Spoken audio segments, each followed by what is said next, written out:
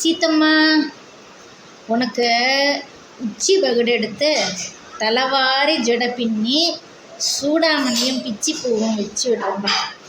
மீனாட்சி, என்ன சீத்தம்மா கிட்ட போயிட்டுன்னு பார்க்குறியா? உன்னை தான் சொல்கிறேன் மீனாட்சி.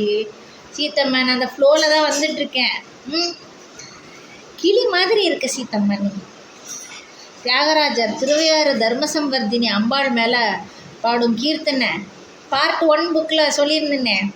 சிவே பாகே மாமம்பிகே ஸ்ருத பலதா அப்படிங்கிற அந்த கீர்த்தனை அதில் சொல்லியிருந்தேனே புக் 1ல்.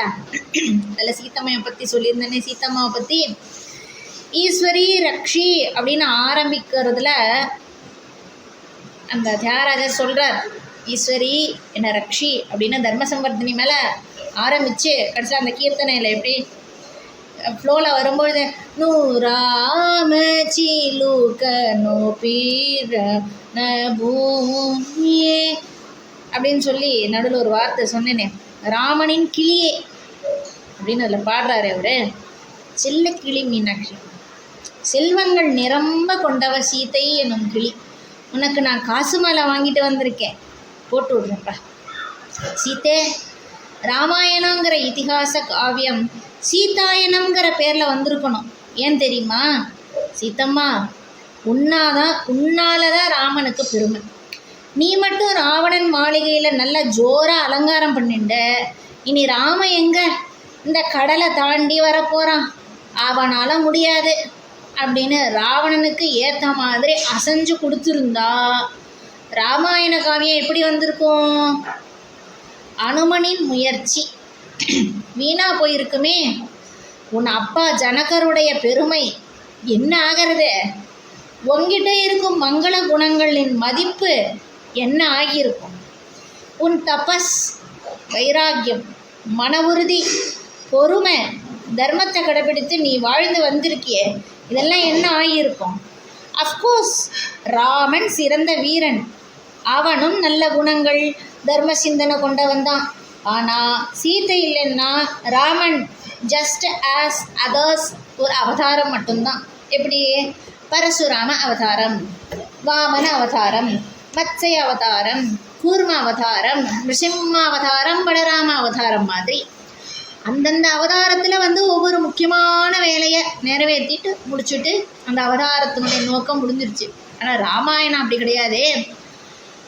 ஆனால் மற்றதுலேயும் சொல்ல முடியாத அளப்பரிய மகிமையும் மகத்துவமும் இருக்குங்கிறது மறுக்க முடியாத உண்மையினாலும் ராமாயணம் மகாபாரதம் மாதிரி இதிகாச காவியமாக பிரம்மாண்ட உருவம் எடுத்து அதில் எத்தனை எத்தனை எத்தனை எத்தனை விஷயங்கள் இருக்குது.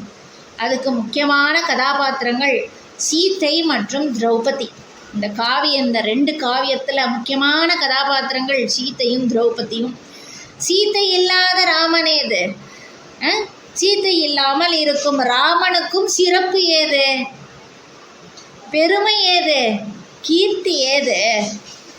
பொறுமையில் அம்மா பூமாதேவி மாதிரியே சீதைக்கும் பொறுமை உண்டு. அதே மாதிரி சமயத்தில் கொதித்து சிதறும் பூமியின் நிலநடுக்கம் போல கோபத்தின் உச்சிக்கு போகவும் சீதைக்கு தெரியும். பெண்மானை போல இருந்த சீதை பெண் சிங்கம் போல கர்ஜனை செய்வாள் அவசியம் வரும்பொழுது. சீதை சொன்னியே ராவணங்கிட்ட, ராமன் கூட யுத்தம் செஞ்சு உன்னால் முடிஞ்சா ஜெயிச்சுப்பார் அப்படின்னு சீதை ராவணங்கிட்ட சொன்னியே.